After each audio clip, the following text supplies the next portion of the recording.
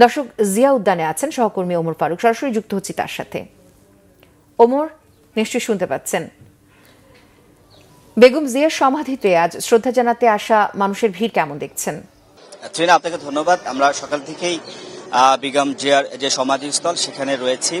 আমরা আসলে সকাল থেকেই যেটি লক্ষ্য করেছি যে ঢাকা এবং ঢাকার আশেপাশের বিভিন্ন জেলা থেকেও কিন্তু মানুষ এই আজকে বেগম জিয়ার যে 12তম দিন দাফনের মানুষের কিন্তু সড়ক উপস্থিতি আমরা দেখতে পাচ্ছি।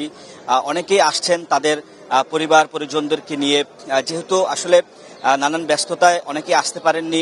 এর ফলে তারা বলছেন যে আসলে সেই ব্যস্ততা কাটিয়ে তারা আজকে এই 12তম দিনেও কিন্তু বেগম জিয়ার সমাধিতে তারা শ্রদ্ধা জানাতে আসছেন। আমরা দেখেছি যে আসলে তারা বেগম জিয়ার পাশে, সমাধির পাশে দাঁড়িয়ে তারা তার আত্মার মাগফিরাত কামনায় তারা দোয়া করছেন এবং একই সাথে তারা স্মরণ করছেন বেগম জিয়ার যেই বর্ণাঢ্য জীবন, তার যে সংগ্রামের জীবন, দীর্ঘ তার যে কারাবাসের যে জীবন, গণতন্ত্রের প্রশ্নে তার যেই অবিচল আপোষহীন নেতৃত্ব, সেইগুলোও কিন্তু তারা শ্রদ্ধা ভরে স্মরণ করছেন। আমরা দেখেছি যে আসলে বেলা গড়াবার সাথে সাথে বিএনপির অঙ্গ সংগঠনের বিভিন্ন নেতা কর্মীরাও তারা কিন্তু আসছেন। এই মুহূর্তে আমরা দেখতে পাচ্ছি টাঙ্গাইল জেলার মির্জাপুর উপজেলার বিএনপি নেতৃবৃন্দরাও তারা কিন্তু এই মুহূর্তে বেগম জিয়ার সমাধির পাশে রয়েছেন। তারা বেগম জিয়ার আত্মার মাগফিরাত কামনায় তারা দোয়া করছেন।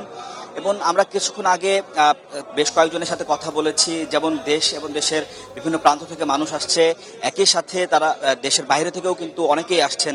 আমরা কয়েকজনের সাথে কথা বলেছি, কেউ লন্ডন থেকে আসছেন, কেউ স্পেন থেকে আসছেন। অর্থাৎ এই যে এবং বেগম জিয়ার সাথে এবং যেই তার সাথে যে রাজনৈতিক যে স্মৃতি সেগুলো তারা স্মরণ করছেন এবং তারা বলছেন যে আসলে গণতন্ত্রের প্রশ্নে তার যেই নেতৃত্ব, তার যেই আপোষহীনতা, সেটিকেই তারা মূলত স্মরণ করছেন।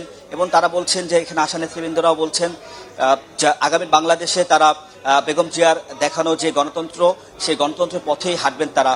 তো ট্রেনা, এই ছিল আমার কাছে বেগম জিয়ার সমাধি থেকে সবশেষ।